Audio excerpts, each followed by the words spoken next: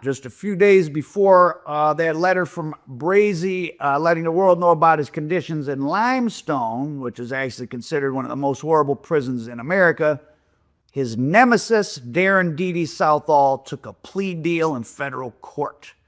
Darren Jamark Southall, 43, pled guilty to conspiracy to possess with intent to distribute cocaine, possession with intent to distribute cocaine, and conspiracy to commit money laundering. Under the plea deal, he faces 35 years in prison, but that could be cut to 30 years, the statutory minimum, if prosecutors determine he has cooperated with law enforcement investigators working on this and other cases. It doesn't say he did, but now snitching to turn 35 into 30 doesn't seem like much of a deal, but the way they write things up in newspapers, who knows what the truth is. Now, quick detail about Dede Southall's criminal powers. When he was initially indicted and taken into custody down at the county jail, he actually briefly escaped. Clark County Sheriff Ray Norris told the local Fox News outlet that Southall took advantage of a shift change and slipped away just before 6 p.m. We had a corrections officer take his eyes off him when he was taking him out to take the trash. He said, "It was 100% our fault and 100% human error." Now, the sheriff said Dede made it to a wooded area near the jail and then out an open door. But he said law enforcement authorities apprehended him a few hours later with the help of a helicopter, the new bloodhounds from the Alabama Law Enforcement Agency. Now, this is what the official story was at first, but later on in court proceedings, Dede told investigators that he actually bribed a jail worker for his chance at escape. I would imagine he had transportation set to meet him at a pickup spot, but he didn't get there. And who knows, he might have been headed to Mexico to be with his partners in crime down there. If this sounds far-fetched, remember that Memphis kingpin Craig Petty's, not to mention the Flores twins of Chicago, fled America when indicted and hid in Mexico for years while still directing traffic and collecting cash in the United States. But not Dede. He got caught before he could get out of Alabama. In addition to his drug trafficking conviction, Dede is known to authorities to be a person of interest in the situation with HoneyKomb's Brazy's grandparents. Not a lot of details about why they think that. And as for his guilty plea, he admitted to running a drug distribution network to supply dealers across the old Gulf Coast. Court records indicate that investigators had been on to Southall since at least 2016, not long after he got out of prison. They got a court order to begin monitoring his calls in November of 2020. They also tapped other phones through February of 2021, the same month HoneyKomb's grandparents fell victim. And those conversations, according to Southall's plea agreement, showed him talking to couriers and led to busts, resulting in the seizure of 12 kilos of coke, $500,000 cash and a gun. But the real story is that was the tip of the iceberg. And according to the plea document, this conspiracy that ran 4,000 kilos he sold, at least, that he admitted to, 24 keys of H, 2 grams of fentanyl. Who knows what else he sold. He made $24 million in drug proceeds in those couple years. And he turned over millions in jewelry, $2.5 million in cash, and 18 cars that the Fed seized.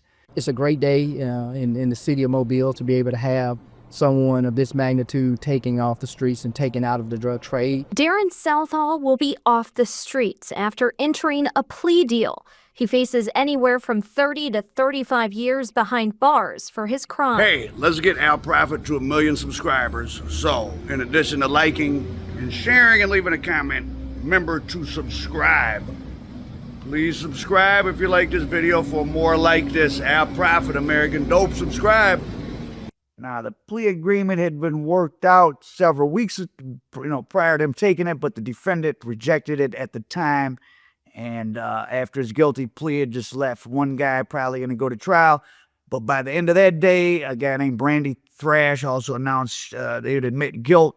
With significant jail time associated with that plea means a lot to this community as a whole for somebody like him to not be able to. So Honeycomb Brazy, I think the story with the murder that he was charged with was just some, was it a girlfriend, boyfriend thing, or was it a robbery or some gang beef or something? But long story short, when Honeycomb was younger, something happened in an apartment. He ends up killing this kid, and, they don't indict him for murder. The grand jury, is down south. You can have a gun, all that stuff. They figure he was a self-defense, or there wasn't enough evidence to call it murder. So he beats that. He gets the little probation or whatever for the gun charge. But boy, he killed the wrong person. Because that kid's uncle was Darren Southall, who had, I don't know what respect he had, but he definitely had some money and some power. 4,000 kilos out of Mobile, Alabama. It's a lot of money. That means you're dealing with some serious people from south of the border who he probably met in prison. But, this is the street life. I mean, Southall goes to prison sometime between 2012 and 2015. He gets out. His nephew gets killed. The feds start hearing about him in 2016. So during this whole little 4-year run, they know about him. And then the fact that the taps on his phone stop the month that Brazy's grandparents got what happened to them, maybe this is one of those instances where the feds were here, like, they'll know crimes are going on, obviously, like drug dealing, and let them happen so they can document them and use them against you in court. I mean, I get that, I understand that, I guess. But, of course, they're not supposed to let a murder happen. For example, in different mob cases, and you can see them on interviews, or I know about people where, they got to go, the FBI agent does sign to some big mobster. He's got to go to him and be like, hey, John Gotti, we got word that so-and-so is going to get a hit out at you, because by law, Darren Southall told a supplier in Texas that he sold 100 kilos of coke every month, like clockwork. And that's what he admitted to an agreement.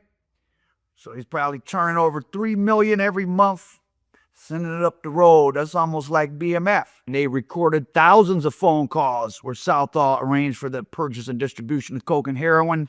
Plea agreement details several examples of specific calls.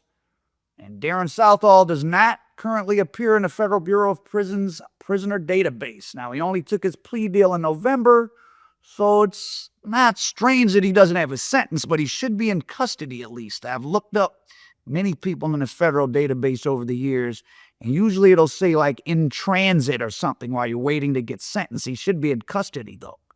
Or maybe he's entered witness segregation, or it's possible there's some other explanation, but I doubt it. I did find a record of a man with his name convicted in southern Alabama, exactly where Mobile is, and released back from the feds in 2015. I mean, that's him. That's when his major ring started in 2016. So that's him. So they already have him in the system.